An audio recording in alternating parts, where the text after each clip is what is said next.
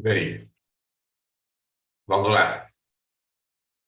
Faço questão de registrar aqui, e pelos aplicativos Zoom e YouTube, o meu boa noite às consciências intrafísicas e às consciências extrafísicas, que não só nos assistem, mas também que nos amparam. O tema inspirado para este dia 13 de junho de 2023 é laços evolutivos, termômetro de nosso nível existencial. Então, de acordo com esses laços, podemos verificar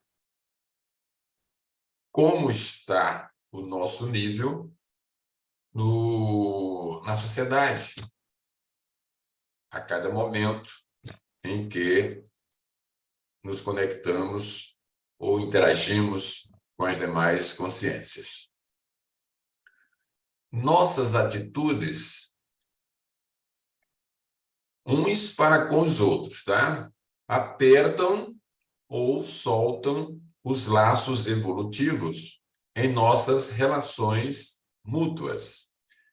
Faremos a abordagem hoje, como sempre temos feito, pelo paradigma consciencial do qual já falamos aqui.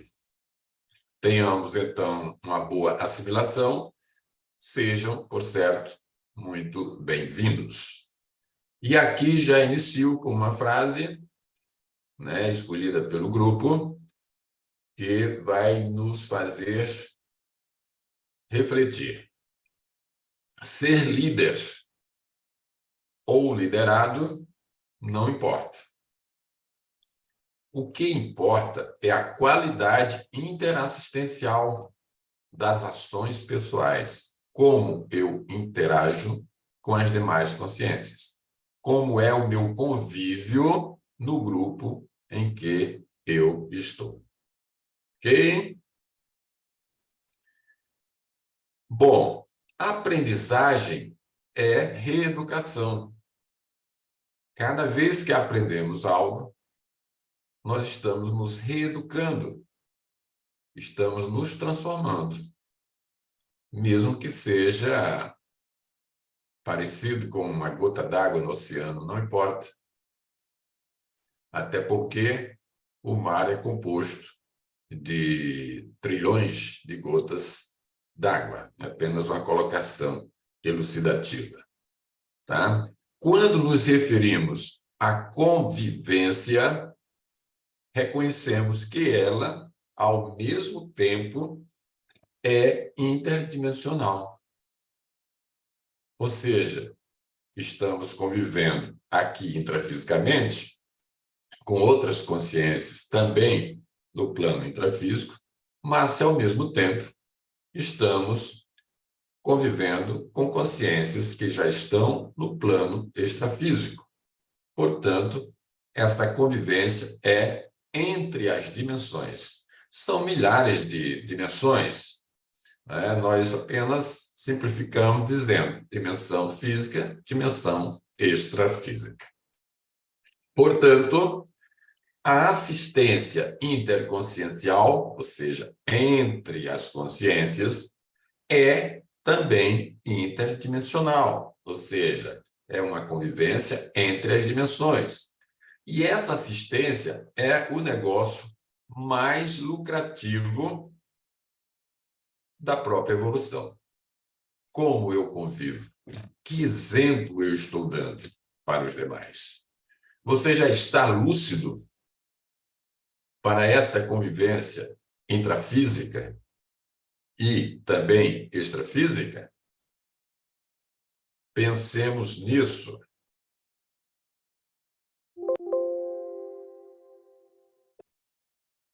Ok. Quais as companhias que mais influem em nossa evolução? Bom, dentro de nosso grupo evolutivo, ou grupo Karma, Os elementos que mais influem em nossa evolução pessoal ou em equipe são as companhias diretas ou os nossos companheiros de destino mais próximos. Dos colegas evolutivos, podemos tirar o quê? Proveitos, podemos tirar vantagens temporárias ou também desfrutar de privilégios humanos. Laços das mais diversas naturezas nos unem fortemente. Vamos ver quais são esses laços? Pois bem, em primeiro lugar, os laços afetivos, né? Sejam de sangue, sejam laços familiares ou não, mas são relativos ao veículo das emoções, veículo da consciência voltado para as emoções, que a gente chama de psicossoma. E quando se passa para a dimensão extrafísica, este veículo é reconhecido como alma, espírito, por causa da cultura religiosa, tá? Logo em seguida, vêm os laços ou empatias culturais, né, intelectuais, relativas ao veículo do discernimento, ao veículo da razão, que denominamos de mental soma, o veículo mais adiantado veículo de manifestação mais adiantado da consciência, ou seja, veículo nosso, pelo qual nos comunicamos, nos manifestamos de forma mais equilibrada, mais racional, né? Diferente do psicossoma, que é mais emoção, né? Então, um está sujeito a mais erros, por causa das imaturidades, que é o psicossoma. O outro, que é o mental soma, há menos erros. Você calcula, você analisa, você pondera, você reflete, você pensioniza, né? Tem cautela. Então, a probabilidade de errar é bem menor. Por fim, as ligações de interesses sociais, comerciais, industriais ou profissionais, né? Referentes à nossa sobrevivência humana, tá?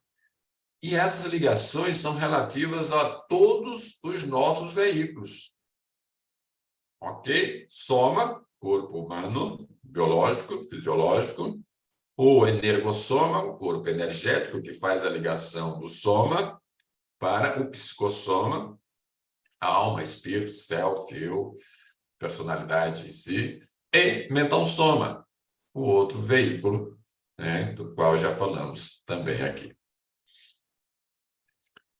Bom, nossas uniões uns com os outros criam efeitos sadios ou doentios, através de nossas manifestações abertamente conscientes, semiconscientes ou inconscientes. Explicando, os efeitos sadios de nossas manifestações são libertários e evolutivos para nós e para quem amamos em qualquer dimensão. Já os efeitos doentios de nossas manifestações são estacionadores ou regressivos quanto à nossa evolução ou a de quem gostamos. Por exemplo, a interprisão grupo kármica. E falando da interprisão grupo kármica, como já foi abordado por várias vezes em nossos estudos, é a condição de vida ou aprisionamento conjunto tá? Compulsório, imposto, tá? Essa interprisão é imposta dentro daquela lei que chamamos causa e efeito, naturalmente. Entre um punhado de consciências antissociais ou anticosmoéticas. Então, você, eu, todos nós, qualquer um, vai criando essa interprisão de acordo com as amarras, de acordo com o que fazemos de forma anticosmoética, principalmente. Quando fazemos ou temos atitudes, e muito mais atitudes cosmoéticas, isso nos leva a uma liberdade, a fase da libertação. Você não fica com amarras com ninguém, com os nós conscienciais, né? Você está se libertando. Então, todo cuidado ainda é pouco para se evitar atitudes anticosmoéticas, porque quando criamos, quando temos essas atitudes, naturalmente estamos criando uma interprisão com 1, 2, 3 ou 4 consciências, ou um grupo inteiro, ou vários grupos, dependendo de nossas atitudes ou ações. Então, suas existências e experiências ficam presas umas às outras pelos princípios inseparáveis das afinidades interconscienciais, porque a convivialidade é por afinidade, entende? Os maus estão com os maus, os bons com os bons, apenas didaticamente falando, mas às vezes estamos em um grupo onde há tudo isso, justamente para haver o aprendizado, um aprender com o outro e ajudar o outro a sair daquelas amarras, daquela interprisão. E esses princípios, né, inseparáveis ou afinidades entre as consciências atuam através de nossos pensamentos, né? Pensenes, ideias, sentimentos e, proporcionalmente ao sentimento existente, referente àquela ideia, as energias. Podemos, inclusive, usufruir de lembranças felizes, né? Exultações, alegrias e euforias juntos. Ou podemos também sofrer o quê? Remorsos, arrependimentos, lágrimas e decepções também juntos. O que é que devemos escolher? Na fase da interprisão grupo kármica, as consciências, prisioneiras umas das outras, querem se apartar e absolutamente não conseguem, de acordo por motivos da profundidade ou das consequências de seus próprios atos em um passado pretérito. Então, o colega mais querido de ontem torna-se o perseguidor mais implacável de hoje. Por quê? Porque se torna um credor. Você ficou devedor dessa consciência. E essa consciência, como credora, está ali cobrando de você, exigindo de você aquilo que antes você deixou de dar. Então, a afeição mais pura de afeto no passado transforma-se em ódio, às vezes declarado mesmo no momento presente. Então, existem prisões interconscienciais, conjuntas, mútuas ou recíprocas. Nossos laços nos prendem como grilhões apertados ou nos libertam iguais a chaves evolutivas. E faz o que com isso? Abre os horizontes de nosso futuro imediato. Tudo depende da vivência da maxifraternidade, ou seja, da assistência fraterna, aquela assistência que se faz com prazer, com bondade, com vontade, com empatia a outra ou outras consciências. Aqui você pode perguntar o seguinte: e os amparadores, neste caso, não fazem alguma coisa? Bom, os amparadores fazem o que podem, porém não fazem o impossível. Os chamados guias extrafísicos cegos estão envolvidos aí nesse contexto, tá? Então, cada um de nós pensa e decide por si. Ninguém consegue viver ou decidir no lugar dos outros, nem os amparadores e nem os orientadores evolutivos, que estão em uma posição bem mais acima.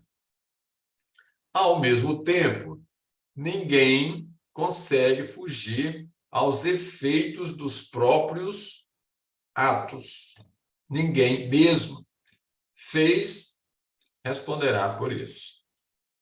Fez coisa boa, mas, evidentemente, terá um retorno positivo, como gratificação ou gratidão. Fez uma coisa má, né? Algo ruim, responderá por isso, proporcionalmente. Nossa memória integral registra tudo o que fazemos sem falhas. Então, tudo que fazemos ou deixamos de fazer por opção está ou fica registrado na nossa holomemória, o conjunto de todas as memórias existenciais em cada existência que tivemos. Isso é atestado a nosso favor ou depoimento contra nós. Vale a pena mostrar ou abrir o nosso cofre memorial? O que é que tem lá dentro? Né? É um atestado positivo ou um atestado negativo que apresentamos? Tá? Ou seja, é uma riqueza ou é realmente uma dívida enorme? Então, tudo isso funciona igual a um instrumento automático permanente. Eis porque podemos afirmar com inteira confiança de que tudo no cosmos está sob controle de inteligências superiores ou consciências mais evoluídas. Não precisamos nos angustiar com tudo aquilo que ainda desconhecemos, né? Que nos é colocado assim como verdade absoluta.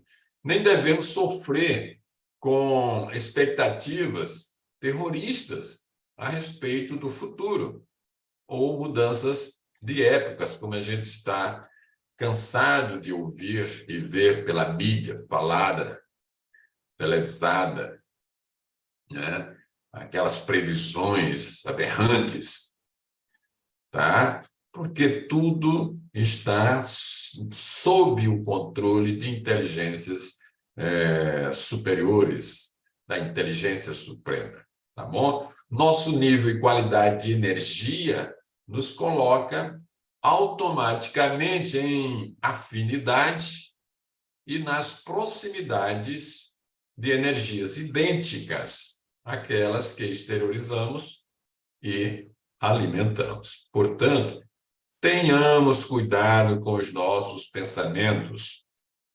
Pensamentos são ideias, são sentimentos ou emoções proporcionais ou ligadas a essa ideia, né? E a força, ou a amplitude, ou a profundidade desse sentimento, dessa emoção, da ideia que tivemos, partindo da intenção, tá? Proporcionam as energias, né? Que saem, vão ao endereço e retornam mais carregadas, ou carregadas negativamente, ou carregadas positivamente.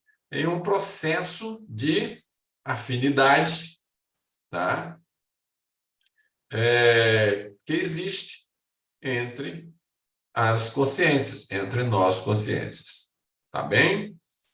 Então, nossos acertos e nossos erros nos unem sempre.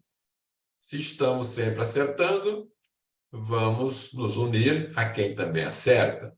Se estamos sempre errando, vamos nos unir, ou nos ligar, ou nos conectar a quem sempre erra, em qualquer parte, em qualquer dimensão, né? Ou em qualquer fase evolutiva ou momento evolutivo. Os semelhantes se atraem com força irresistível. Ninguém perde ninguém. Ninguém se livra de ninguém. Assim como não perdemos ninguém, nós também não vamos nos livrar daqueles para os quais fizemos o mal ou cometemos imaturidades. Eles vêm e cobram. São os credores físicos ou extrafísicos.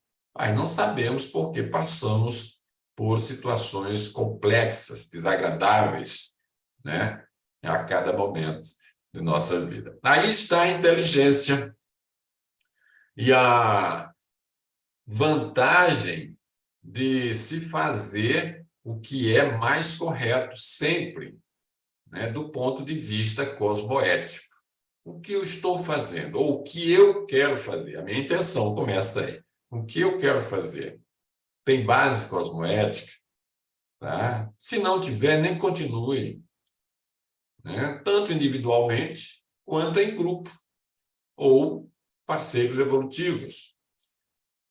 Devemos ter esse cuidado. Dessa forma, vamos estar agindo ou atuando com o veículo de manifestação mais adiantada da consciência, que é o mental soma, que procura refletir, pensar, analisar, comparar, ver que base tem aquela ideia, aquela intenção, tá? Porque quando não fazemos isso e partimos logo para uma ação ou reação, tá, intempestiva, quem está no comando, né, ou quem está mais forte entre os veículos de manifestação da consciência é o psicossoma, que é o veículo das emoções. Qual é a probabilidade de errar?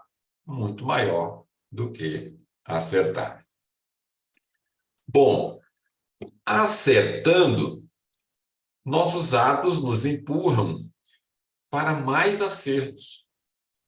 E o convívio com consciências corretas e mais sadias. Agora, errando, nossas ações nos empurram para mais erros. E a vivência, naturalmente, por afinidade com consciências também erradas, com consciências patológicas, consciências doentias. Então, esta é a lei da ação e reação. E isso é inevitável, que atua em nós próprios, diuturnamente, né? E isso é intraconsciencial. Nós criamos o nosso inferninho ou o nosso paraíso. Não tem consciência alguma nos punindo, né? Ou nos levando para um ambiente assim. Nós atraímos isso. Nós já estamos com esse inferninho ou esse paraíso intraconsciencial.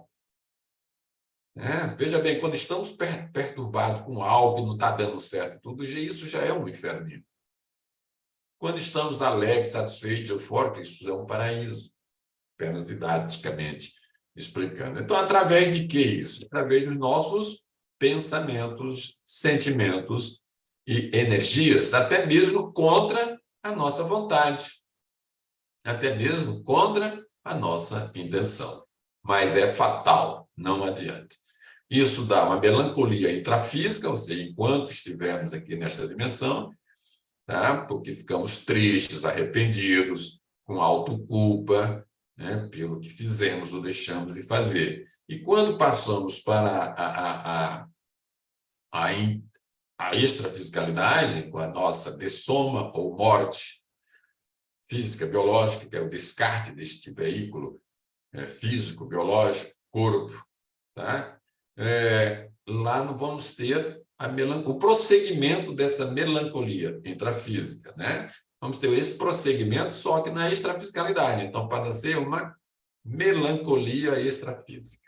E é forte, é depressão pura. Diz que muito mais atuante, mais desgastante.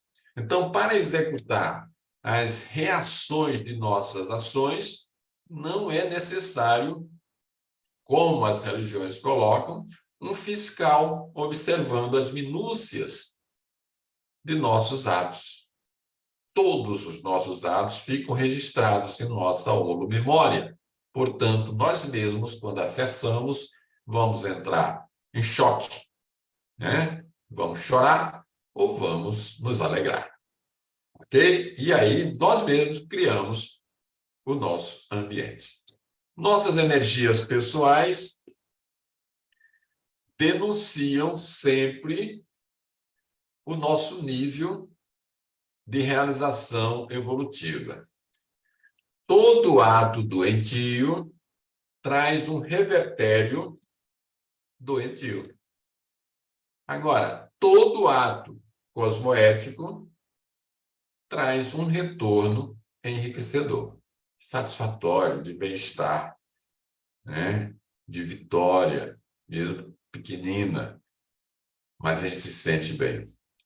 E o contrário também é verdadeiro, nos sentimos mal. Muitas vezes esquecemos dessa realidade. E por que esquecemos? Porque a ação do retorno não é imediata. Agora, é inevitável. Há o retorno, né? Contudo, a escolha de cada ato desse é nossa. Ela é pessoal, ela é intransferível. Tá? Então, somos responsáveis por todos os nossos atos. Se escolhemos errar em grupo, recebemos como resposta inevitável os efeitos dos erros na interprisão grupo kármica. Então, a gente está interprisionado karmicamente e reclamamos. Por quê? Não tem que reclamar. Nós causamos todo um contexto para estar naquela situação de interprisão kármica. Bom, quando as consciências começam a errar em grupo, né? Por exemplo, as quadrilhas das célebres maracutaias da Previdência Social no Brasil, que ficou marcante, né? É bem lá atrás isso. A turma jovem talvez nem lembre tanto, mas está aí, né? Ainda sendo relembrado e contado pela história, né? Enganou o Brasil inteiro, né? Elas tornam-se marginais à evolução inteligente. Por quê? Porque elas tornam os magnatas, vamos colocar assim, né, do partido dos assediadores. Elas são os representantes máximos dos assediadores. Elas sentem-se bem umas com as outras, fazendo esse tipo de maracutaia.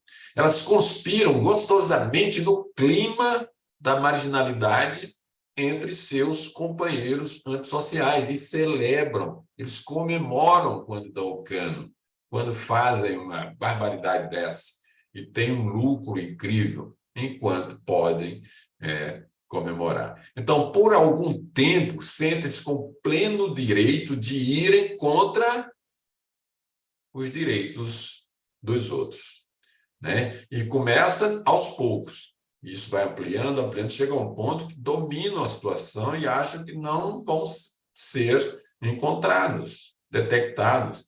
Elas não aceitam advertências até oportunas de pessoas mais chegadas ou com ascendência moral sobre elas. Não aceitam mesmo.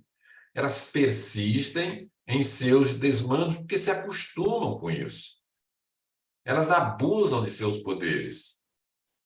Elas afundam-se na lama sem qualquer reflexão, porque estão tendo ganhos anticosmoéticos, mas estão tendo ganhos até serem detectados. Então, muitas dessas consciências envolvem outros companheiros, envolvem colegas, cônjuges, filhos, parentes descuidados, né, que a gente conhece como sendo nepotismo grupal, né? Através de quê? Dos aliciamentos próprios, através do abuso dos poderes que conquistam, né, naquele tempo, né, nos poderes econômicos, nos poderes sociais, políticos, e também, não vamos esquecer não, né, dos impérios teológicos, né, que a gente vê a força desses grupos em nossa sociedade. Daí nascem os frutos espúrios da interprisão grupo kármica. Né? Por exemplo, grupos de extermínio, inquisições religiosas e políticas, torturas, racismos, máfias e sociedades criminosas. A gente pode citar vários aqui. São os frutos espúrios dessa interprisão grupo kármica. Então, a interprisão grupo kármica se assenta na inseparabilidade interconsciencial evolutiva. Tá? Olha, veja bem, inseparabilidade, quer dizer, não se separa das consciências com as quais convive. Entende? Estão aprendendo alguma coisa? Estão, sim, nada se perde. Mas enquanto estão nesse processo, cada vez mais estão se afundando. A não ser aqueles que vão começar a se esforçar para sair de um contexto similar. Então, e isso a gente pode dizer que é a lei universal, essa inseparabilidade interconsciencial, né? É a lei universal da afinidade pensênica, ou de pensamentos, sentimentos e energias. Portanto, quem penseniza, né? Quem tem pensamentos iguais, se atraem e vive junto, né? E de modo inseparável. Então, que pensamentos são os seus? Quais são os nossos pensamentos? O que é que estamos atraindo? Pensemos no melhor? Quer dizer, pensamos no melhor? Ou pensamos sempre no pior? Estamos buscando coisas para realmente justificar algo? Ou estamos procurando solução para exatamente uma problemática ou uma complexidade que por hora está acontecendo? As consciências somente se separam ou se distanciam temporariamente para liderar novas vivências grupais, né? Vivências libertadoras, vivências sem egoísmos, junto a outras consciências. Enquanto permanecem teimosas nos atos egoísticos, ou piores, né? Permanecem juntas, mesmo contra a vontade. Então, erros são sempre castrações e paralisações. Os acertos pessoais são sempre libertações e voos abertos da consciência para o cosmos e para a evolução continuada. Então, para deixar a condição de interprisão grupo kármica, a consciência experimenta várias fases até chegar à fase da libertação, né? A libertação da trama dos laços marginais a que se impôs e na qual se enredou. De início, passa pela fase da vitimização. A consciência, ou seja, a evolução consciencial, é o maior dos assuntos entre todos os assuntos.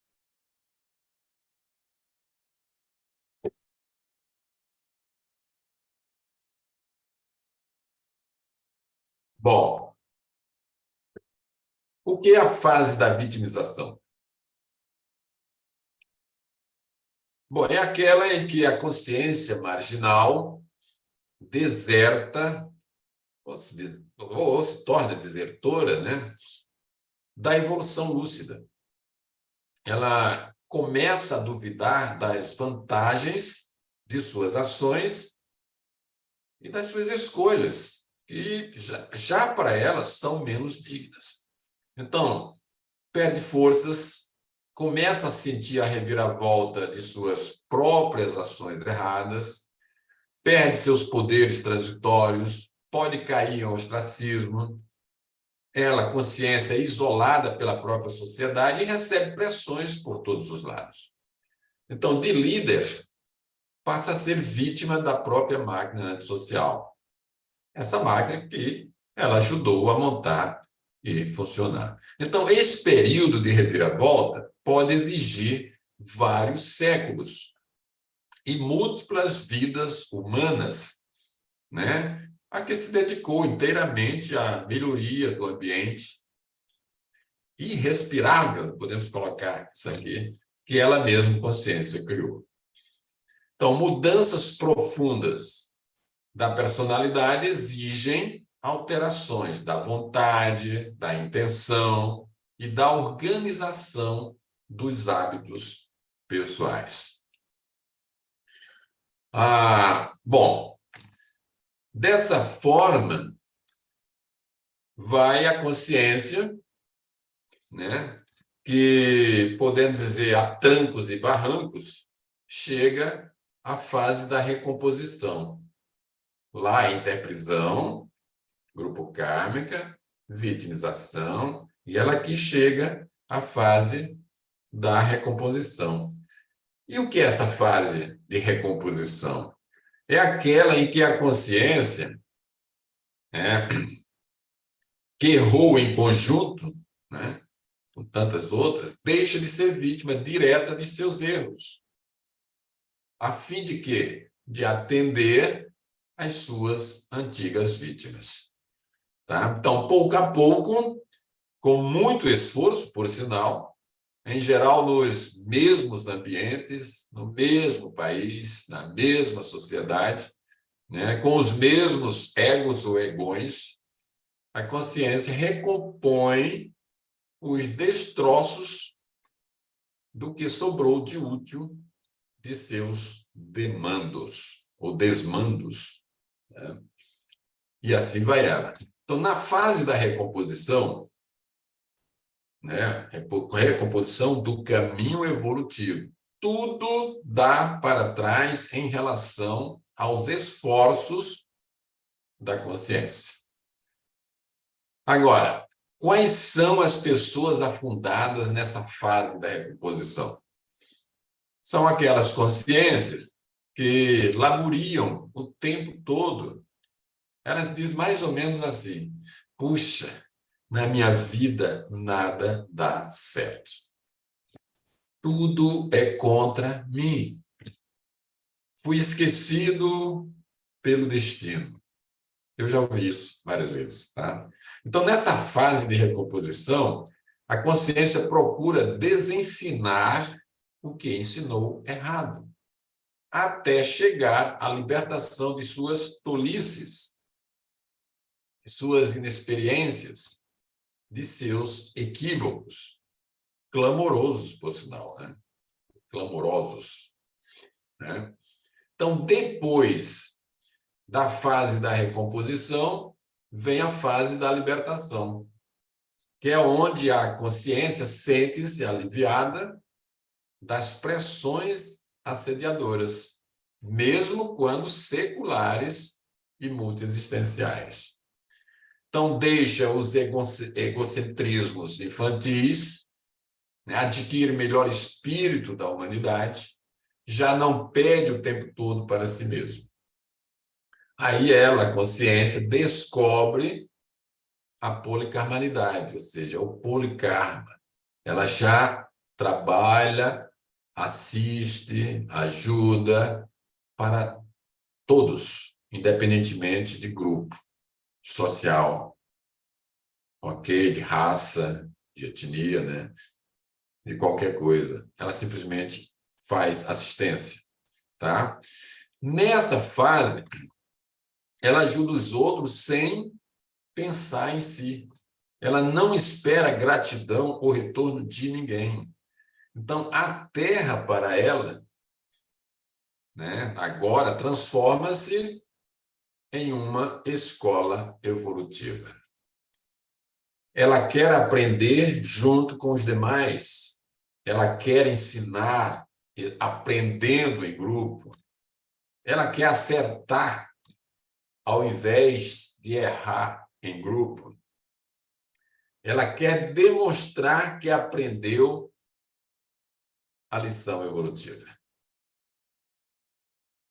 Ok? Portanto, podemos ir para as considerações finais. Alguém quer fazer alguma colocação? Vamos, então, fazer um resumo rápido aqui. Ok. Com isso, né, dentro de tudo que foi falado, em síntese, a fase da interprisão grupo kármica, né, é aquela assentada na inseparabilidade interconsciencial, porém evolutiva. Daí passa-se para a fase de vitimização, aquela em que começa a se envergonhar de seus erros e culpa os outros por sua realidade, mas que a trancos e barrancos, como eu disse anteriormente, evolui para a fase da recomposição. Aqui, né? Procura corrigir o que ensinou de errado. Aí vem a tarefa do esclarecimento, né? E desta parte para a fase de libertação, onde sente-se aliviada das pressões assediadoras. Neste ponto, descobre o quê? O universalismo, né? Já sai do seu mundinho físico, materialista. Além de todas as doutrinas sectárias, filosofias individualistas, crenças, sacralizações, repressões, né? Como também lavagens subcerebrais. Chega um dia em que reconhece a existência da tarefa do esclarecimento como muito mais importante do que a tarefa da consolação. Por isso que muitos escolhem a profissão de professor, tá? Justamente para ensinar aquilo que antes não foi ensinado por si em um passado. Então, neste ponto, começa a se defender dos assédios cegos ao usar a cosmoética na prática, de forma teática, teoria e prática. Por fim, alcança um nível mais tranquilo, muito mais evoluído, que é a holomaturidade, o conjunto das maturidades que a consciência precisa alcançar diuturnamente. Finalizando, com o tempo e novas experiências, cada um de nós aperfeiçoa o holopecene, quer dizer, o conjunto de pensamentos, né, esse conjunto pessoal de pensamentos, dentro de quê? Do conjunto de pensamentos, sentimentos e energias do grupo. Ok? Essa pesquisa teve como base, teve como fonte o livro Nossa Evolução, o livro de Valdo Vieira, terceira edição, Foz do Iguaçu, Associação Internacional Editares, 2010, e algumas coisas tiradas do livro Léxico de Ortopensatas, volume 1 e 2, que eu sempre estou trazendo como referência. Portanto, aprofundem-se nas autopesquisas e criem novos laços evolutivos. Alguma colocação? Alguma pergunta? Alguma refutação? Muito bem. Por justiça, Minha gratidão às consciências intrafísicas e às consciências extrafísicas. E até a próxima terça-feira.